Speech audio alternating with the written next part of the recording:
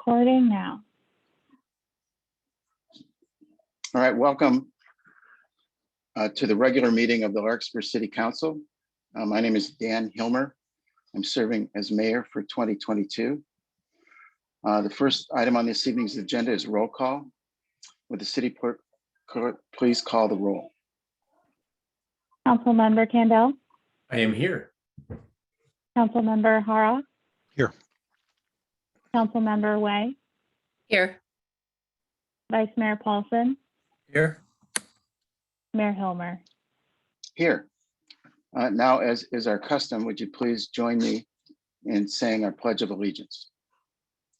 I pledge allegiance to the flag of the United States of America and to the republic for which it stands, one nation, under God, indivisible, with liberty and justice for all. The next item on this evening's agenda is public comment. This is for items that are not on the agenda this evening. Allison, would you please help me and identify members of the public that are in the queue for public comment? This is for items not on the agenda, and we'll give each speaker 3 minutes. Our first comment will come from Judith Shiner.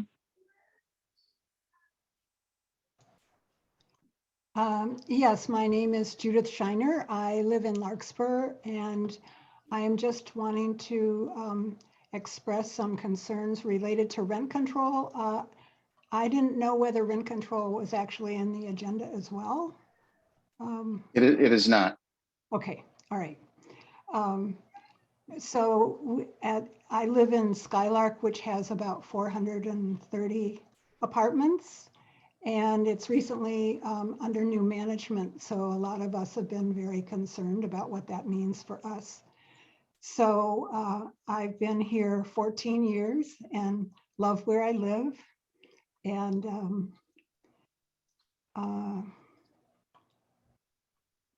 when I first moved in, the rent stayed stable for quite a few years, which I think the parents owned Skylark. Then when they died, the children took over and the rent started going up regularly.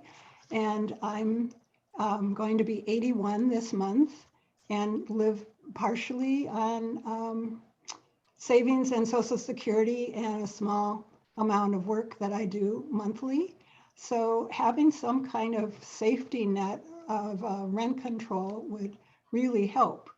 And I think a lot of my neighbors have lived here a really long time as well, and some have disabilities. And so there's just, it would be a really wonderful thing to have some kind of rent control, and also maybe more communication between the owners and the people that live here, so they would understand more that they could be of service. And my other question was, is it possible to negotiate to have a small amount of apartments that could be set aside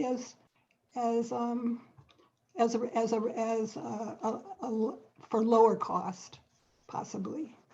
So those are my concerns, and I have been treated well here, and they take care of the grounds well and that kind of thing. So it's not so much that, it's more the rent control.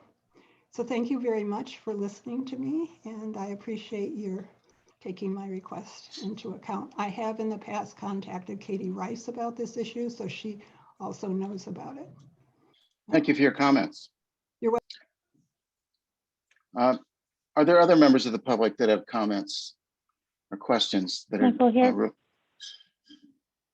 Yes. Next will be Catherine Bonenti. And if you're repeating comments made by an earlier speaker, you can say so that we can save time. I appreciate your help. I'm speaking on the same topic, but have slightly different comments. My name is Catherine Bonenti. I'm a senior citizen who's resided at Skylark for 30 years. It's home to a diverse group of working class individuals and families, single parents, and people with disabilities.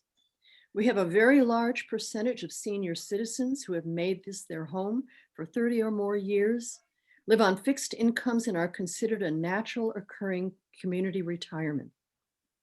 People enjoyed a fine quality of life here and felt confident about remaining because the rent increases over the years were manageable. It is my understanding that the owner of a residence must notify its tenants when it is put up for sale. We heard nothing until February 2nd, 2022 of the transfer of ownership to Prime Skylark LLC. 2 days later, we received an email stating we would be notified in March of our rent increases effective May 1st. It's March 16th and we have still not heard from them. It could go up a maximum of 10% plus add-ons, including garbage, water, parking, which were previously included in the rent. Our PG&E bills are nearly double last year's. Inflation is at a 40% high and we are still dealing with COVID. Rentals are scarce and expensive everywhere. Landlords require first and last month's rent plus security deposit. The latest caveat is that you must prove your monthly earned income is 3 times the rent, something most people couldn't begin to do, especially senior citizens. This is considered age discrimination. This has been devastating to residents. We fear being displaced, are in the dark about what's going to happen, and confused about what our options are. We're going to see more elderly and working people living out of their cars or on the street if something isn't done to bring rents under control and make apartments more accessible. I thank the council for its assistance in achieving more affordable and attainable housing in Larkspur. Thank you. We appreciate your comments. Allison, who's the next speaker? And again, if you're repeating comments made by an earlier speaker, you can say so, and they will be taken with as much weight as all the speakers. Thank you. Next is James caller Holmes. ending in 1402. James Holmes, Larkspur. Like you, I've read both Mayor Hilmer's letter to the county about the South Alicia homeless project and our supervisor's reply to that letter. The mayor's letter was one of the most articulate missives from a public official that I've read. Well-reasoned, constructive, tactful, yet clear and specific. Unfortunately, the response, while cooperative in tone, did not agree to work with Larkspur to implement any of the specific suggestions mentioned in the letter. That omission seems like an ominous omen for future successful collaboration with the county. However, all the suggestions in the mayor's letter, coordination on public safety plans and costs, community review of tenant lease terms and conduct policies, identifying lessons learned from Victory Village, and identification of instructive examples of successful suburban homeless housing projects elsewhere, are all reasonable, specific, and important and should not be forgotten. The mayor's letter sets forth a clear roadmap for response to community concerns. I urge that letter's proposal be adopted as a resolution, by resolution as county policy for the Home Key project, and that the city's representatives on the community advisory group, both current and to be appointed, be instructed to work to see that those letters' suggestions are carried out. Thank you. Thank you for your comments. Who's the next speaker, please? Next we'll hear from Joe Jennings. Hi, Mayor Helmer. It's Joe Jennings, president of the Commons Foundation. We just wanted to give you an update. It's an important week. It's the week the city's application to the state's due for the library grant for building a new library. And we just wanted to tell you that due to the progress the city's been making and the positive attitude from the city into the community, we are at $2.965 million in unrestricted cash and pledges. Our community challenge that we launched with the Library Foundation and other donors in January of $126,000 has been matched. So that raised a total of $250,000 in 2 months. The Werner Berkmeyer challenge, which we launched in December, has now raised a total of $350,000. So that was matched. So that raised $700,000 in the last 3 months. And what's amazing to us is donors we didn't know about are showing up.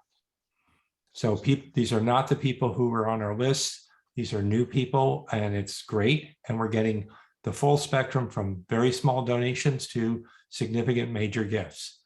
So we want to give a special thanks to all the donors and the community, and the fact that so many people are coming together to work on this with the city. We want to also say that we are very excited by the momentum of new donors showing up, which, you know, you kind of hope when we started this. I'm looking at Kevin, and that was our question is, you know, were they out there and would they show up 3 years ago when we started this? But Kevin, they are actually out there and they're showing up, which is wonderful. Catherine, we talked about this. And then lastly, we are very excited that the state grant application is due on the 21st. And at some point in the foreseeable future, we should know how much money we've raised privately, how much money we can see from the state, and then what the city can do with the land at Rose Lane. So just thank you very much. It's all good news, great momentum. And thank you to all the donors and the community groups supporting us. So long. Thank you very much. Allison, is there further public comment? Our next comment will come from SF Arts Collective. Hi there. Thank you so much for this opportunity to the council, to the mayor. My name is Jockey and I also live at Skylark. While my comments are similar to what you've already heard, I would like to tell my story because my story is slightly different, and I think it makes sense for all of us to just share with you how scared we are. So I have been here at Skylark Apartments and lived in Larkspur really for the last 12 or so years, going on to 13 years now. And one of the reasons that I was very attracted to this community and that I chose to live in this community is, one, the rents have been fantastic. And even though we saw an increase over the last, the last 12 years, it wasn't half as much as it has been for the last maybe 5 or so years. Now, what we were shocked about, as one of my fellow residents here has commented, is that once the new takeover, the new ownership took over, is that we found out that our rents are going to be going up probably 2 or 3 times more, which is significantly more, which breaks our hearts and makes us feel, at least for me, makes me feel very apprehensive, because I know for sure I'm not going to be able to afford that rent. And also, not only am I going to not to be able to afford that rent, I'm also not going to be able to live anywhere really in Central Marin, nor even be able to move. So what we're urging is, as I'm sure you are aware, the council and the mayor is aware, is that there's a statewide eviction moratorium is expiring on March 31st. And what that means is that we're no longer going to have an eviction protection, meaning the new landlords can say, a lot of us who are longtime residents have a month-to-month rent. So meaning these owners can just give us a 60-day notice and kick us out without any reason. And obviously that's because we don't have a just cause eviction law in the city of Larkspur. So we have less protections. And what I'm afraid as well is that by making this public comment, as you can hear, I'm very easily identifiable, and I am sure, and I'm afraid because it has happened before, of retaliation and being bullied. But because when I weighed the options of either losing my home or speaking publicly to you as the council, I thought speaking to you publicly and really bringing this to your attention was worth me getting the retaliation that I am sure and I'm afraid I'm going to get. And the other problem that we have here as well is that there has been very, very loud construction that happens very early in the morning and late into the night and the weekend that is, I believe, outside the hours that are permitted by the city of Larkspur. So we've tried talking to management, and they've told us we have to deal with it. So the other thing that I'm sure you know as the council and mayor is that Larkspur represents over, probably 400 and something units. Some of them have over we're between 600, probably going on to 1,000, renters and families here. So that as one of the neighbor said, of naturally occurring affordable housing, but this is no longer going to be available. So we're wanting to make a few asks, and I'm representing not only myself, but several of my neighbors who I know are not going to be able to log on today, is I would like to urge the council to please intervene on our behalf and help me be able to stay in my home. And you can do this by exploring permanent solution for renters in Larkspur, like rent controls, just cause laws, and for evictions and anti-harassment ordinances, and a right to counsel, and maybe enacting a moratorium on evictions, and just just to remind you again, those are expiring for us on March 31st. And then finally, since this matter is of utmost urgency due to the upcoming expiration of the eviction moratorium, as well as upcoming higher rents. This is from the new leases that we have seen from several of the neighbors. Those leases are going into effect the end of April. Essentially, May 1st, we're going to be paying these 2 or 3 times rents. I'd like to make an official request to the council to consider adding these concerns, these matters that the Skylark residents have brought to you, to today's agenda, so that they can actually get proper discussion, because we desperately need your help. Again, Mayor, I thank you. And the reason you're hearing from us is because we are in dire straits. Like, we don't know what we're going to do. And the new management is certainly not on our side. They're not helping us. They've already listed the places. They're 2-3 times higher. And there's nothing else that we can do other than come to you to help us, Thank you for your protect us. comments. Because we've worked in this community for a while, and we've contributed to the economic progression of this community. Thank you for your comments. Allison, who's the next speaker? Next, we'll hear from Kevin Carroll. Good evening. I read the letters on public comment tonight, and as you know, as a resident of Marin Mobile Home Park, we came to the council a couple of years ago with the exact same issue. So we were the canary in the coal mine, and we got nothing out of the council other than a delay for 6 months, but no substantial help. And it was a long process. And for people who are facing a crisis within the next month or two, there are other alternatives, including legal aid. Some of you have included your email addresses in your public comment tonight.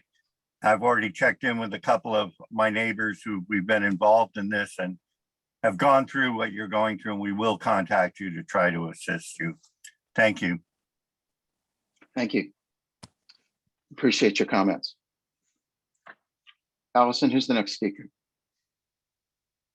There's no further raised hands, but I'd like to note the council received 9 email comments prior to the meeting, and 1 additional email comment has come in during the meeting here. It came from Susan McDowell.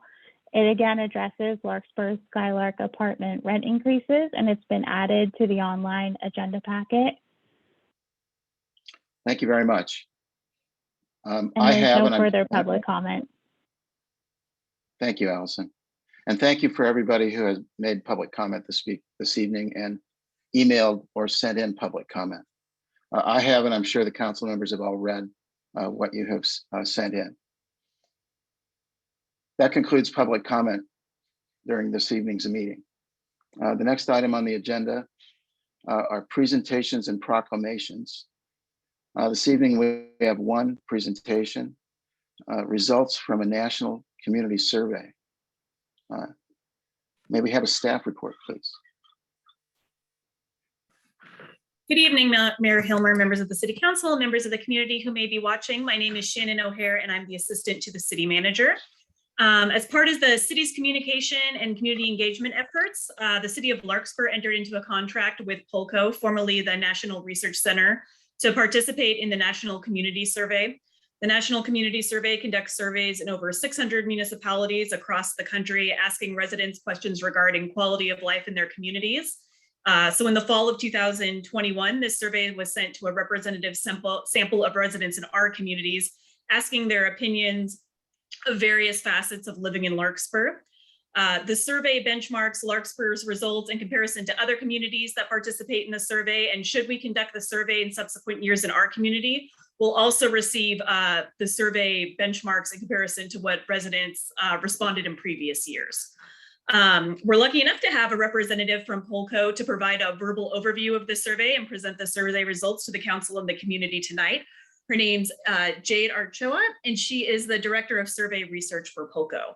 So with that, I will hand it over to Jade, and I think our city clerk will transition it over into the PowerPoint tonight. Good evening, Good evening. Mayor and members of council. I'm very pleased to be here speaking to you tonight about the results of your community survey.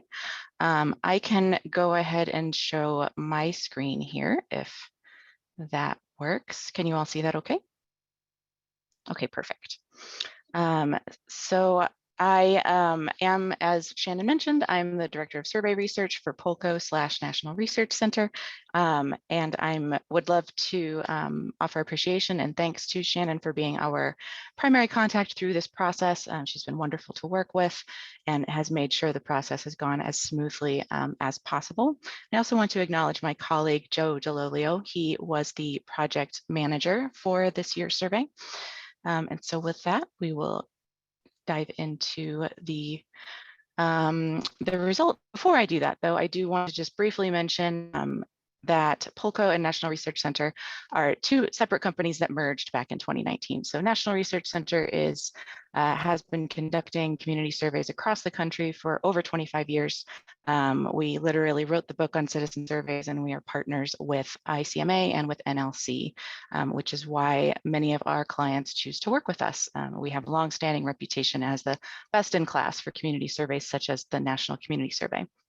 Polco is an online civic engagement platform. And so with that merger, you also have the access to that platform and to follow up resident engagement using that platform after this project has wrapped up. And since this is your first time working with us, I just wanted to touch on what most of our clients use their survey results for. Most frequently, our clients use survey results to monitor trends over time. So as you continue to survey over the years, you'll establish a trend line, be able to monitor that for increases and decreases in ratings over time. Also to measure aspects of government performance and public trust. A very predominant use of survey results is to inform budgeting and strategic planning. Some of our clients even use survey results to create strategic plans if they do not already have one. And then finally, to benchmark service ratings, which I will talk about our benchmark database in momentarily. The National Community Survey, this is our templatized, standardized community survey. It's a 5-page long survey. And the survey itself is focused on these 10 facets of community livability. These are very broad categories that have been identified by research into community livability on what makes communities livable and enjoyable for their residents. And so this is how the report is structured, and also the questions on the survey align to these categories. We find that this is especially useful, not just in reviewing the results, but also for department heads to be able to go directly to relevant survey results for their own departments. And then before we dive into Larkspur's specific results for this year, I do want to talk just a little bit about the methods that were used for this survey. So this was a mail-based survey, a random sample of households within Larkspur. The survey itself was conducted from late September to mid-December 2021. And we used what we call a hybrid mailing approach. What this means is that some households received a paper survey in the mail, and some received a postcard invitation to complete the survey online instead. So that split was a total of 3,200 households were randomly selected in the community. 1,200 of those households received a 3-part mailing that included a paper survey. So that 3-part mailing began with a pre-notification postcard It introduced the survey, had a web link so that residents could go online to take the survey if they preferred. And that was followed up 1 week later by a survey packet that had the hard copy paper survey, as well as a postage paid return envelope, as well as a cover letter and instructions. And then a week later, they received a second survey packet asking them to complete the survey if they had not already done so. So that was for the 1,200 Group A households. The remaining 2,000 households received 2 postcard invitations to complete the survey online. Now, our reasoning for this, what we call a hybrid approach, and there's a few reasons for it. One is that it is far more cost effective to the city to send postcard invitations to invite residents to complete the survey online than it is to print and mail 5-page survey packets, and then also for return postage and data entry as well for those paper surveys. So it just allows us to reach a far greater number of households for the same cost. It's also more environmentally sustainable, involves, again, less printing, less postage, less paper use. And it also allows us, most importantly, since this is your first time conducting the NCS with us, to assess response rates and difference in response rates between the group that received the paper surveys and the group that received online only invitations. That'll allow us to make more informed decisions going forward on whether or not we would like to adjust these numbers in the future. So with all of that said, we received a total of 529 responses to the survey for an overall response rate of 17%, which is actually slightly higher than average for this hybrid mailing approach. So great news there. That 529 total responses results in a margin of error of plus or minus 4%. And as survey researchers, our goal is 5% or less. So good news there as well. There was also an open participation online only survey component to this project. So in addition to those 3,200 households that received invitations in the mail to complete the survey, about a month after those mailings went out, there was also an open participation survey advertised to the community at large so that anyone could go online to take the survey. Those results were kept separate from the random sample respondents, but it did provide an opportunity for all residents to participate. And that survey effort received 134 responses. In the report, which is available both in PDF that we delivered to you and also available in Tableau Public. So it's an interactive online dashboard of results. You can view the open participation results separately. Both of these, both the random sample survey results and the open participation survey results were statistically weighted. This is an important part of scientific survey research, and it makes sure that your responses and the survey data are representative of the community as a whole. And we weight the survey data using census norms and American Community Survey data norms for your community.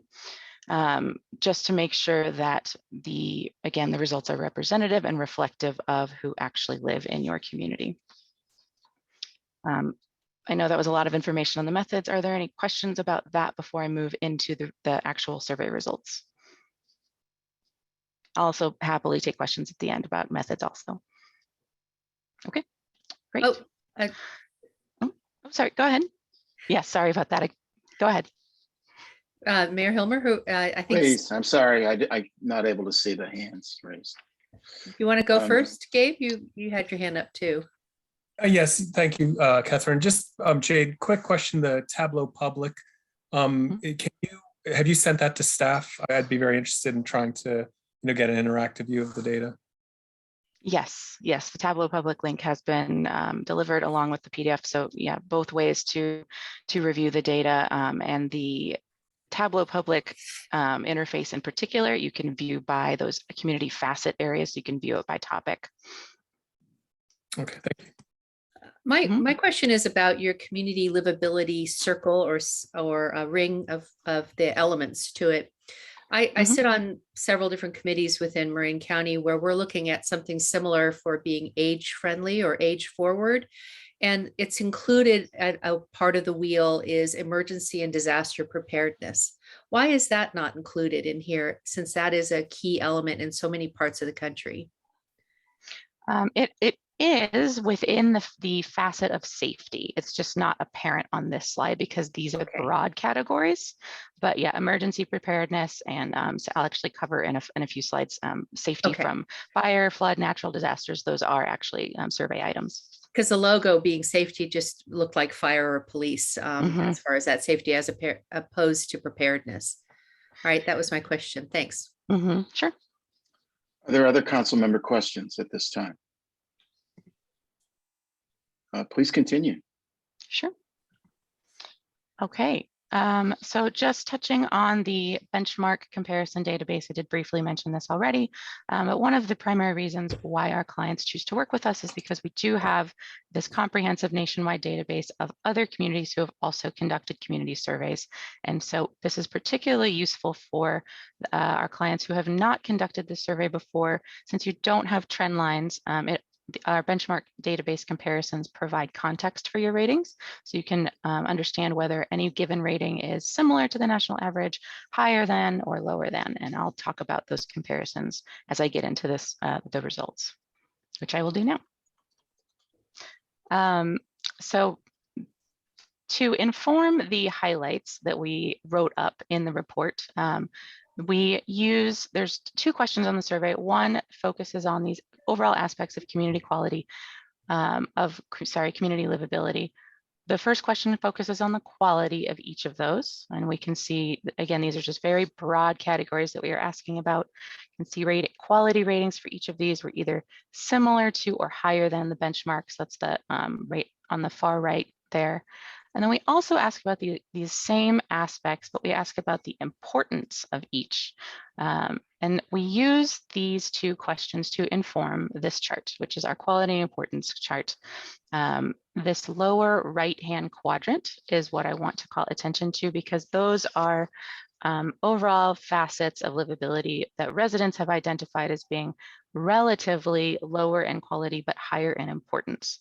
So again, this is just part of what we use as we're reviewing results, to glean key findings and to write up highlights, but you will see this chart in the report as well.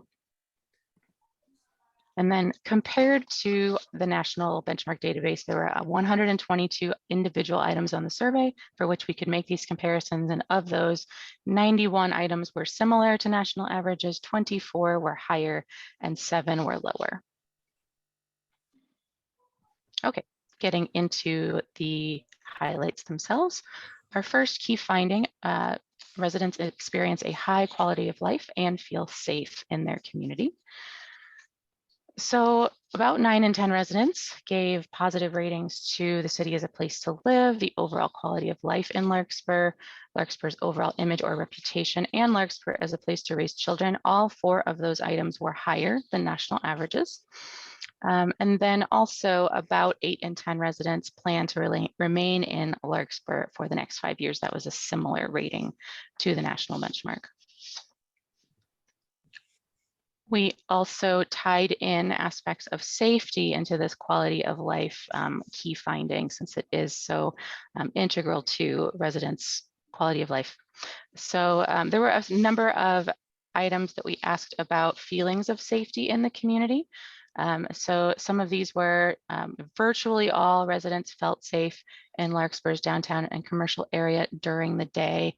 And then about 8 in 10 felt safe from property crime, and about 6 in 10 felt safe from fire, flood, or from other natural disasters. In addition to these, we saw virtually all residents indicate that they felt safe in their neighborhoods during the day, and from violent crime. So those ratings were all similar to national averages, with the exception of feeling safe from fire, flood, or natural disaster.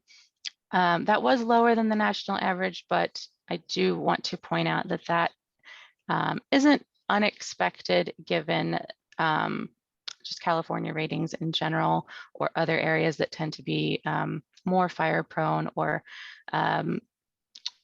exposed to weather events. So I'm based in Colorado, so we see that here as well in wildfire prone areas. So just wanted to point that out for the context for that rating there.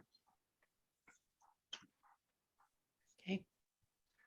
So looking at safety-related services, we see that most of these received positive ratings from an overwhelming majority of respondents. Virtually all residents were pleased with fire services and EMS ambulance services. About 8 in 10 gave positive ratings to fire prevention and education, police services, and animal control, and as well as emergency preparedness. So and that emergency preparedness rating again was higher than average. So that's also important to take into context. Given again what I just mentioned about your proximity to things such as wildfire risk and et cetera. So that is especially notable, that above benchmark rating. Okay, our second key finding, utility infrastructure, it is a priority for residents. And again, just want to reiterate here that we identified this as a resident priority, again, based on those relative quality and importance ratings that we saw for those first two broad questions. With that said, though, residents gave positive ratings to all aspects of utilities in Larkspur. So while they identify it as an important aspect of quality of life in the city, they also rate it fairly positively. So drinking water in particular, that rating was higher than average. The lowest scoring item here within this category was affordable high-speed internet. About 6 in 10 gave positive ratings to that item. Key finding number 3, aspects of the economy shine, though affordability is an issue in the community. So you can see here, again, most ratings within the facet of economy were similar to or higher than national averages here, particularly Larkspur as a place to visit, overall quality of business and service establishments, and the vibrancy of the downtown commercial area. Those ratings were all higher than average. And then further, 87% of residents rated Larkspur's economic development services as excellent or good.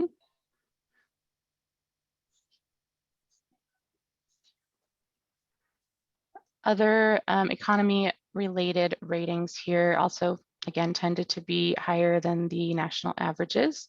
Employment opportunities also, and in addition to the quality of business and service establishments, we also ask about the variety of those.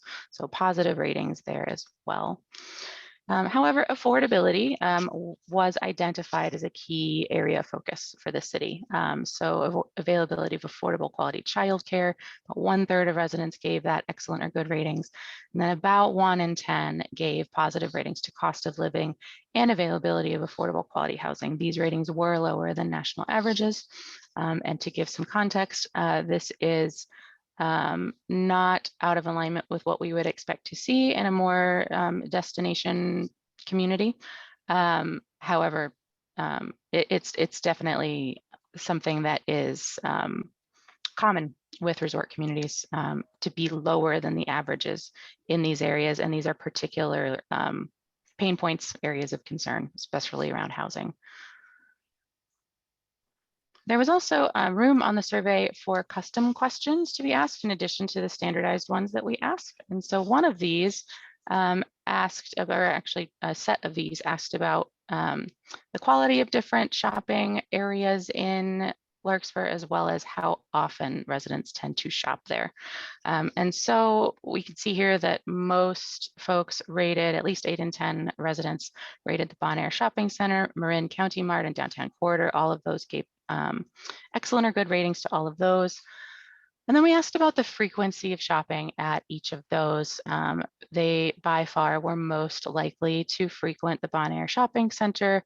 Almost 9 in 10 visited there at least every 1 in 3 months. And then also about half of residents reported visiting the Bon Air Shopping Center at least once a week. So that one very much the most frequently visited shopping center, with Marin County Mart about 6 in 10, and then the Downtown Corridor about 3/4.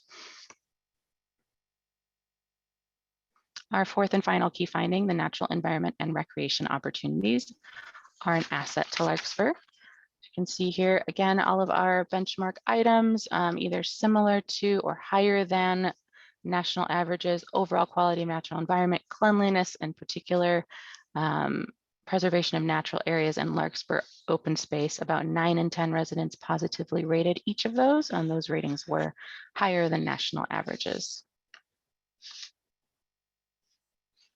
And then looking at aspects of parks and recreation, about 9 in 10 residents or more gave excellent or good ratings to the availability of paths and walking trails, fitness opportunities, overall parks and recreation opportunities, and then general recreation opportunities.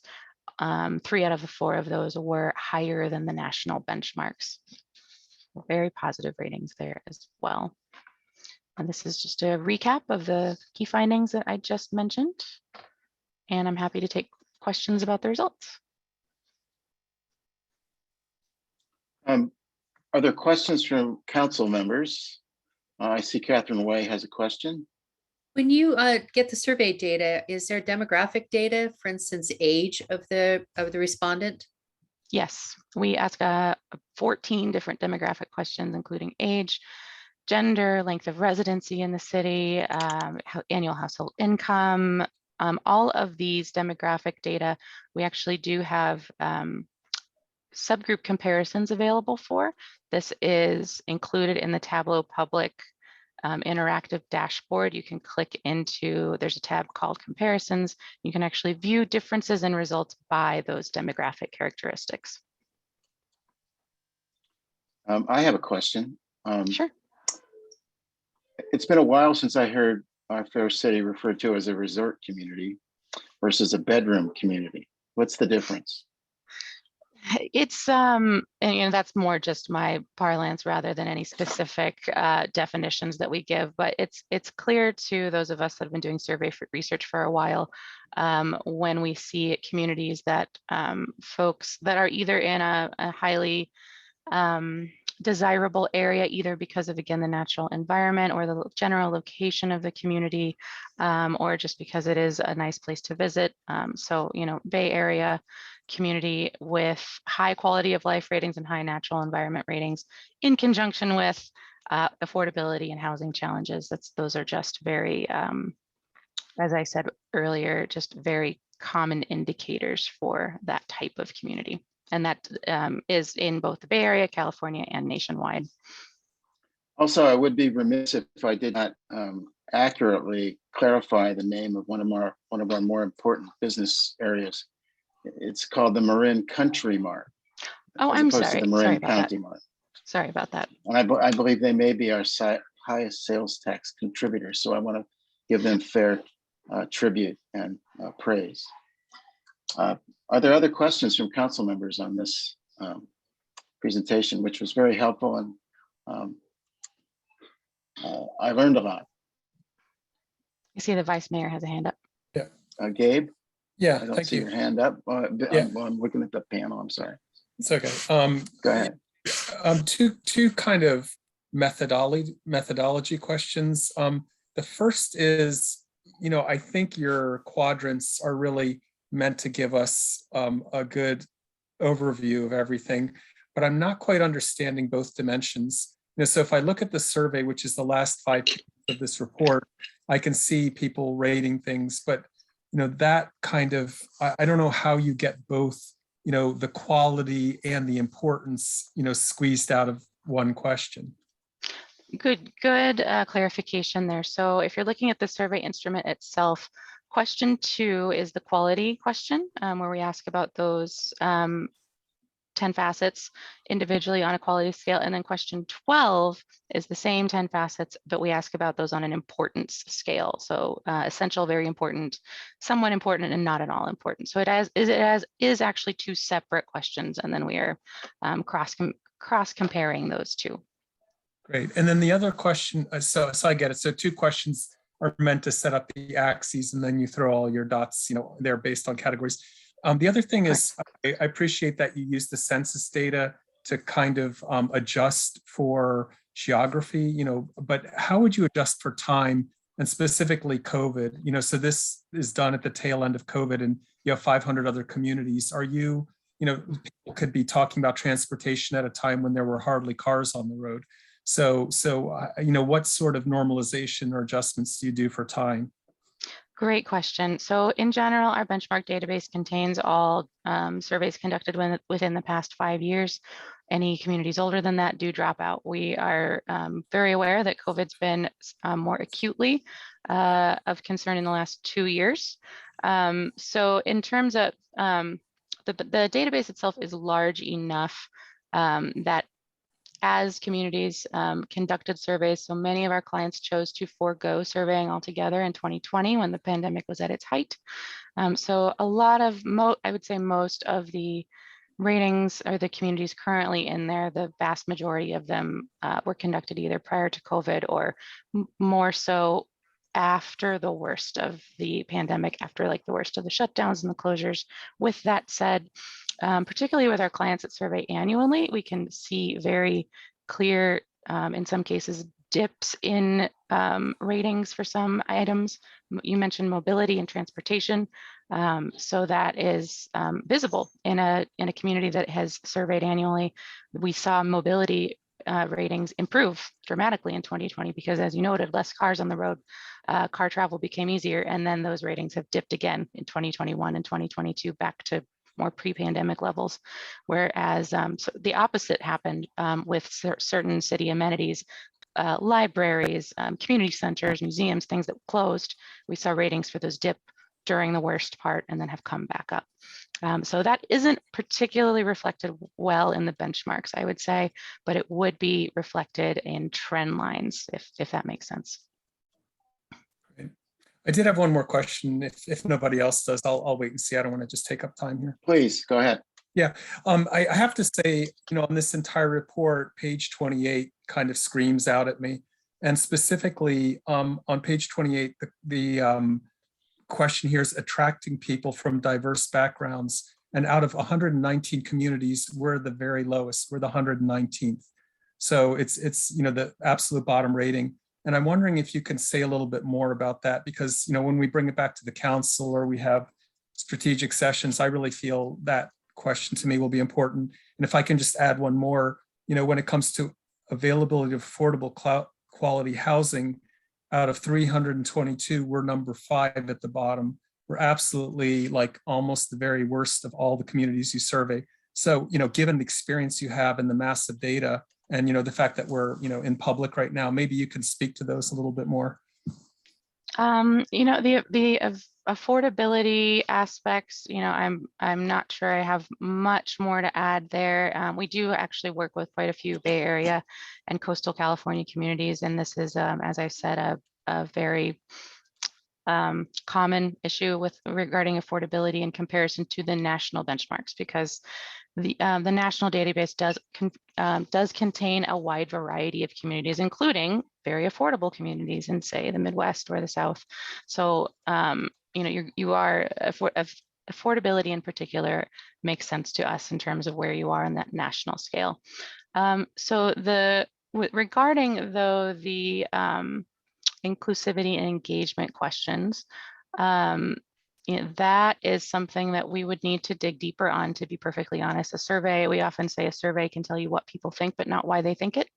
And so we would identify that as an area for further outreach and asking more pointed questions. There is, I mentioned at the beginning of the presentation, Polka also offers an online engagement platform. So that's already included in the costs that have been incurred by the city. So there's the opportunity there to ask even just a question or two, where residents can write in comments if you like, just digging deeper into that topic to find out exactly why residents are giving that type of answer for that topic area. Thank you for your answer. Thank you. Those are good questions. Other council members that have questions? If not, I'll open it up to the public for comment or questions. Are there members of the public that have questions or would like to make comments regarding this presentation this evening? Allison, do we have anybody in the queue? I'm looking for any raised hands from our audience members or any emailed public comment. And there's no public comment.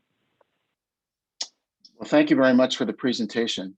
That was very thorough. And as I said earlier, I learned quite a bit. Would there be a way to post this on our city website, Mr. City Manager? Yeah, so I'll answer that question even though it was addressed. I'm not the city manager for certain, but a couple of follow-up things. So this will be posted to our website, and then Jade also mentioned the Tableau interactive feature of this survey, and that will be presented to council as part of my communications updates that we give from time to time, and one of those is coming up for spring in the next couple of meetings. This just focused on the overall survey overview and result to take advantage of Jade's depth of knowledge and expertise. She does this all day, every day, and to make use of that time. So this is kind of the starting point of this process. So both of those things, they'll be up on the website. We'll share it on Nextdoor, and we'll start pushing the information out on our communications channels. Well, thank you very much, Shannon. We appreciate your work on this very much. And thanks to the consultant. Yep, Anybody have you. any further Thank you very comment much. on this item? If not, we'll move to the next item, which is approval of the consent calendar. Are there items on the consent calendar that members of the council might have questions or would like to make comments or pull? I don't see any hands. I entertain, oh, Gabe, please. Thank you. Sorry to be so talkative tonight, but I really felt that the authorization to support AB 1814 is worth a little amplification. So not to negotiate or haggle, but just to explain that to the public. I think that's a rather important piece of legislation. So I'd appreciate to pull that, and perhaps you, Mr. Mayor, or Councilmember Haroff can say a little more about the issue.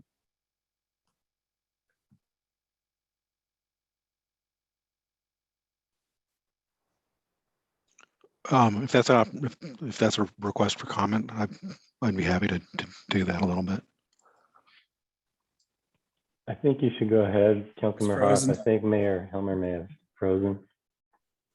Yeah. Yes, I think he did. It looks like he has. Yeah, no, this is legislation that was basically put together and sponsored by the trade association that represents community choice aggregation entities throughout the state of California. And it is yet another attempt to level the playing field between community choice aggregation and investor-owned utilities, which one could say get preferential treatment from the CPUC in terms of accessing funds to support programs administered by the CPUC. In this particular case, these are programs that, because we're not regulated by the CPUC and MCE Clean Energy, we have not had access to those kinds of opportunities that are available to PG&E and the other investor-owned utilities. So I think the CCAs view this as another attempt to balance the equities between the IOUs and CCAs in terms of access to funding and opportunities from CPUC administered programs. And that's really pretty much what it's all about.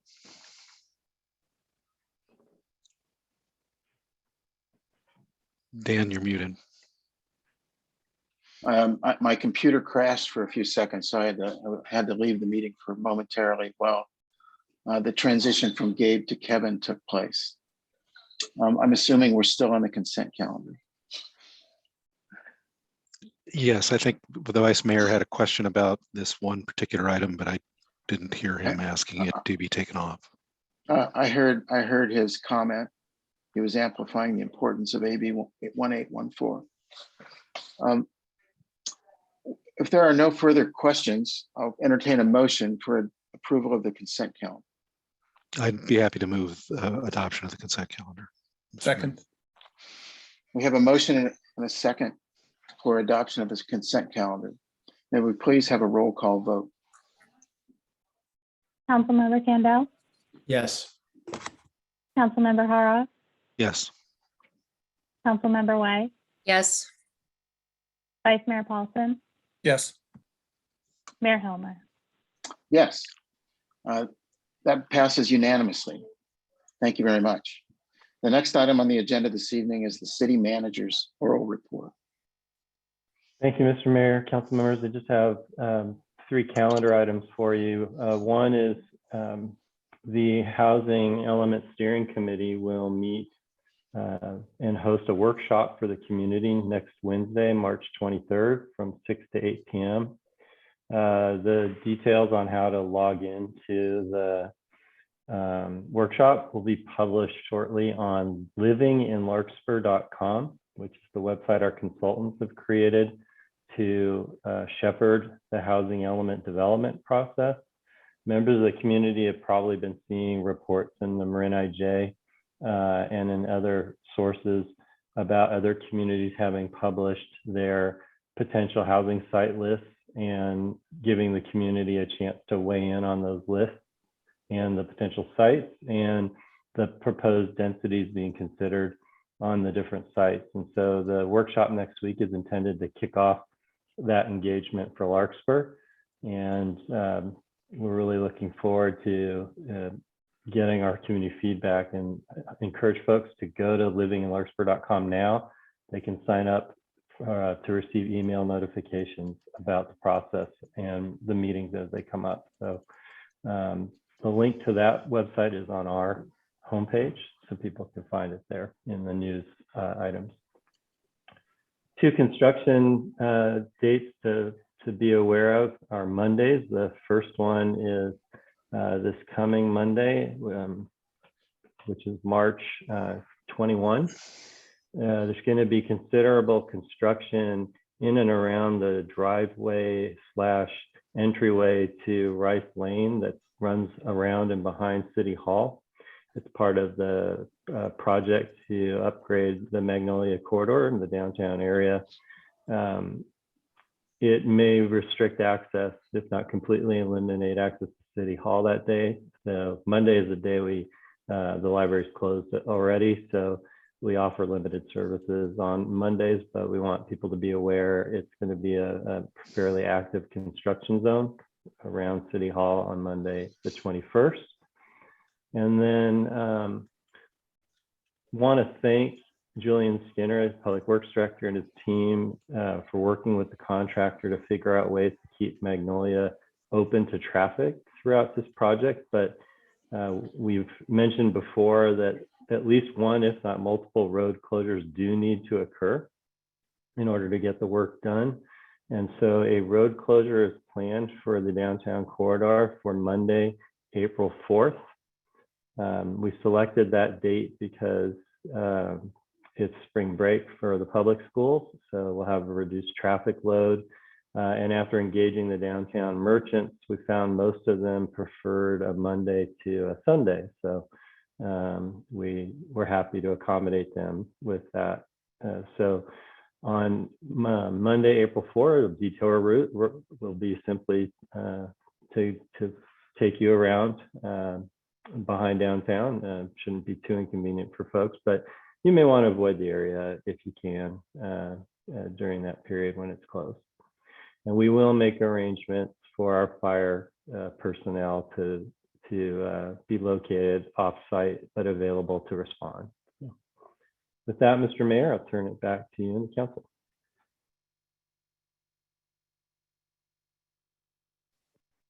You're muted, Dan. Yeah. Sorry about that. Are there questions for the city manager on his report this evening from the council? Catherine? I just had a question of how the applications are coming for the Project Home Key Advisory Committee. Last I saw, I think there were 3 applications. Yeah. Do we have a date that'll be on the agenda? Is that coming up in April? It's your first meeting in April, on April 6th. Okay, so that application period is still open if residents are interested. It is open. I will give you the deadline in a second. Till next Monday, the 21st at 5 p.m. Okay, thanks. Thank you. Other council member questions on the city manager's oral report? Seeing none, we'll move to council members' oral reports and comments. I can't get a gallery view here. Let's see. There we go. Gabe. Thank you, Mayor. Just a couple things. I wanted to talk about the fire preparedness and public safety. So there was an article in the IJ day before yesterday about the Ross Valley shaded fuel break I just wanted to call attention to that as one of the bigger projects that the MWPA and the fire professionals are really starting up that benefits us here in Central Marin. So, the highlights are that we are looking at 38 miles of vegetation, and it's really trying to clear the area 200 feet from about 1,700 parcels. So many homes are close enough to embers and high intensity flames that are at risk. And by really just cleaning up the vegetation in the forest, that would buy the professionals time to get in there and suppress the fire and possibly saves lives and homes. So that is starting very soon. It's going to cost somewhere between 4 and 6 million, and it's a major part of what we're all paying taxes for. So just that people in Larkspur, as well as San Anselmo, Fairfax, and in Central Marin in general, this is a major deliverable. I thought the wood chipper program was great in the past years, but you've got to wonder how much that's going to do. So more to come. And again, just you can refer to Monday's IJ. The other thing was we did our NRG drills on Sunday. So we have in between Corte Madera and Larkspur 42 neighborhood response groups, and Councilmember Way was really instrumental in helping coordinate and get those running. I'm enjoying being in touch with the neighbors. What I'm seeing more and more is alignment between different subgroups, like the CERT teams, which do first aid, and the neighborhood response groups, which are really just kind of shelter in place and getting information out. And they're building nodes so that all the different people in Greenbrae, the Hills, will talk to the Bon Air node. And the Bon Air people ended up fundraising and getting several $1,000s together to get a trailer, which I saw for the first time. So on Sunday, I drove around and visited about 6 or 7 different of these groups in action.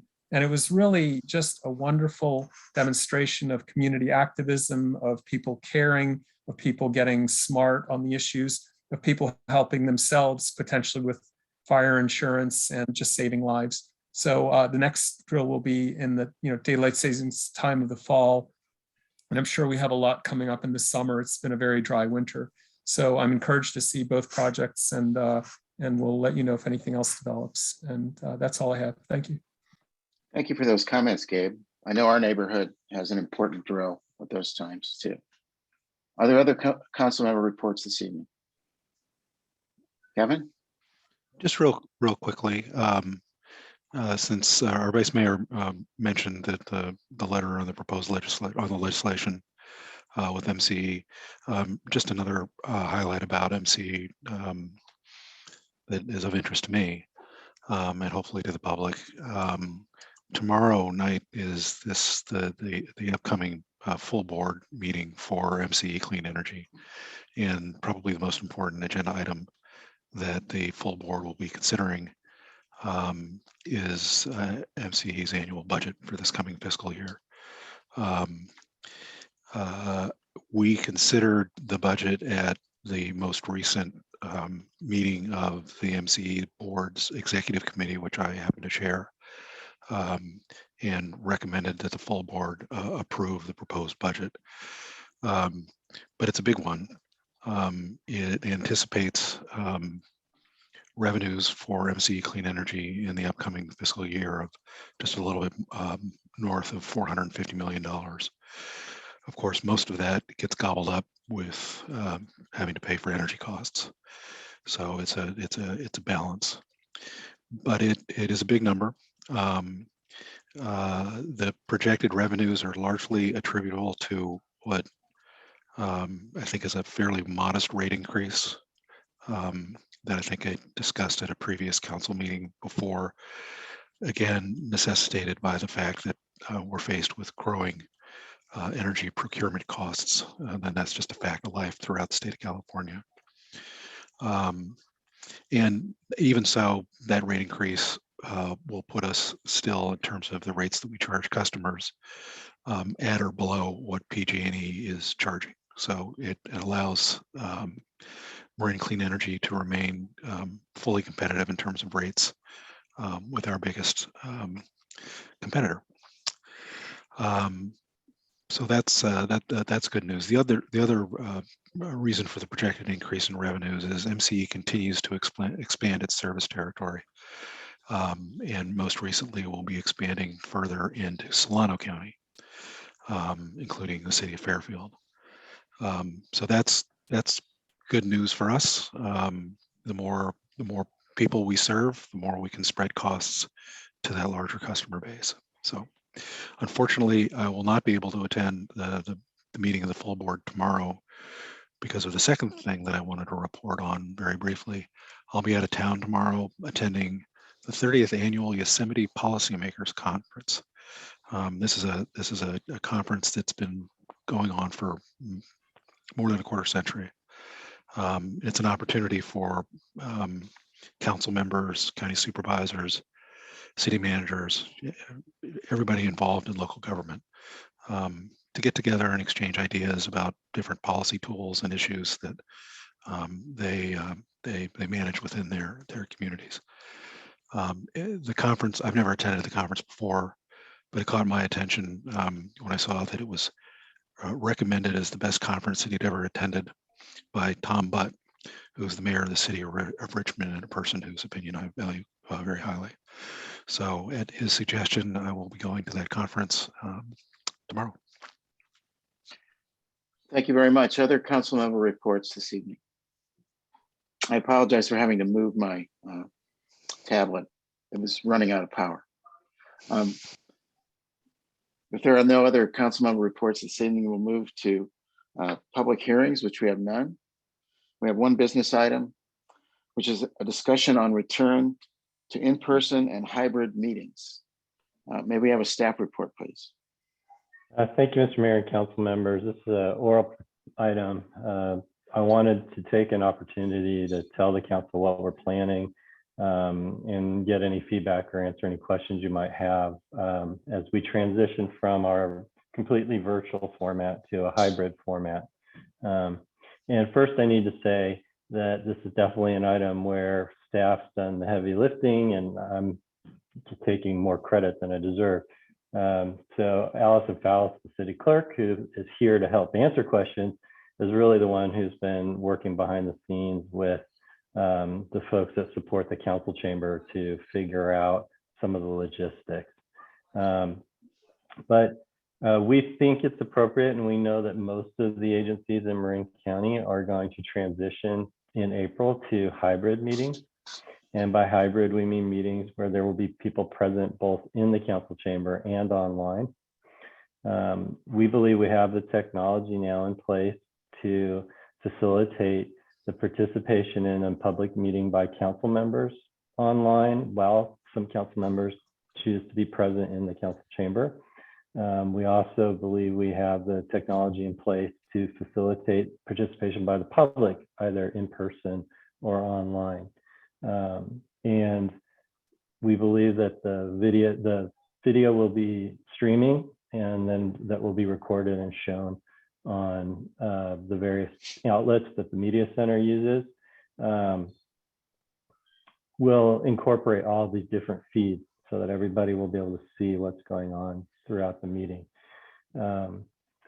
So we are still in sufficient conditions that we feel we can continue to adopt the emergency resolution, saying that we are operating sort of outside the restrictions of the Brown Act in order to facilitate our meetings. So at least for the time being, that means that if need be, the entire council could choose to be online, and some of the staff will be in person and some of the audience will be in person. It's all going to depend on individual circumstances as we navigate our way through this.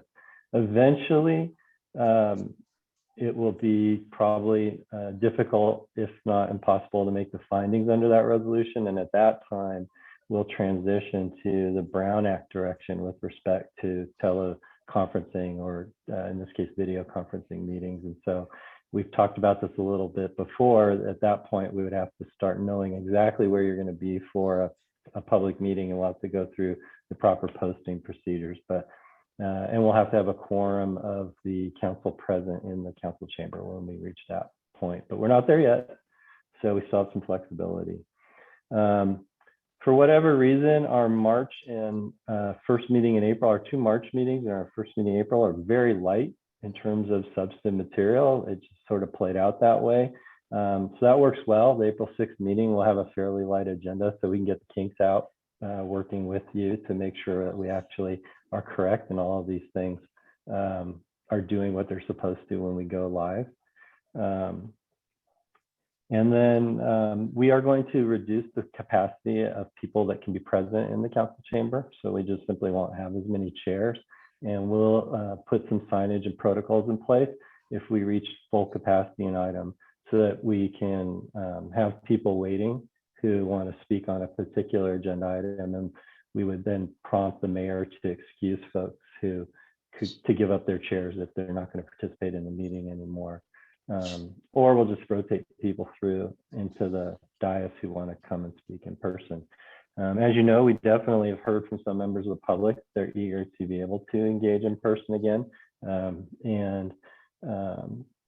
We want to be able to facilitate that, but we want to make sure we do it in a way that everybody's comfortable with. Dan, has there been any thought given to other venues in the event we have an item on the agenda that would require more capacity than what your current description of the council chambers under a reduced capacity might be able to offer? Yeah, so we'll, all likelihood, we will use either one of the rooms we've used at Redwood High School in the past, or we would use Hall Middle School gym, depending on what we think the nature of the agenda item is. Both of those venues have much larger air spaces and could accommodate larger numbers of people while allowing everyone to still feel comfortable. Thank you. I think that's an important consideration. Does that conclude your staff report? That doesn't, unless Allison has anything to add that I might have forgotten. It's, like I said, she's the one who's much more immersed in the details of how this is all going to work. Thank you. I think that was well covered. I have nothing further to add. All right, thank you very much. Catherine, you have a question? And this will apply to more than just the regular bi-monthly council meetings. So for instance, the housing element meeting that's coming up, this will apply also to that, or is it just to council meetings? We needed to do the logistic planning for that meeting well in advance. So we planned it as an entirely virtual meeting. It's possible we will do a meeting like that as a hybrid meeting in the future. It kind of depends on what we think, going to Mayor Hilmer's question, what we think the attendance is going to be, and what we think is the best and easiest way to engage the public. Once we've gotten a few meetings down that work successfully for the council, the next body we would look at is the Planning Commission. My sense from talking to the planning staff is that the commission is actually eager to be in person from the standpoint of it's sometimes difficult to review plans and diagrams online to give full justice to some of those details that the Planning Commission wants to vet. So in that respect, I think they are pleased about the idea of transitioning. But again, we'll do a hybrid arrangement that makes everybody feel as comfortable as possible. We're still discussing what we'll do for some of our other boards and commissions that operate on that still follow the Brown Act, that tend to operate on a little bit more casual basis, because I'm not sure we necessarily want to incur the full expense of a hybrid meeting. Hybrid meetings are not any more expensive than when we televise the council meeting, but there is that expense that we'll need to have someone from the media center present to help us make sure that everything's done correctly and seamlessly with the video feed. Other council member questions on this item? It's a business item. It's not a public hearing, but we will allow public comment if there are members of the public that would like to ask questions or make comments on this item. Allison, is there anybody in the queue? I'm looking for any raised hands from our audience members or emailed public comment. And there's no public comment. Thank you very much. This was an informational item. Is that correct, Dan? That's correct, Mr. Mayor. We just wanted to let you know this is in the works. I'm really pleased that we can spend April and May I think at a minimum, sort of in this transition period where individual members of the council and staff can opt for what makes them comfortable. All right, great. If there are no further discussion on this item, We'll move to the next item, which is adjournment. We're going to adjourn to the regular meeting of April 6th, 2022. And we thank everybody for participating this evening. Thank you very much for the staff. Thank you, Shannon. Thank you, Allison, for your hard work. Thank you, Dan. That adjourns the meeting this evening. See you next time. Thank you. Have a good night. Night, everyone.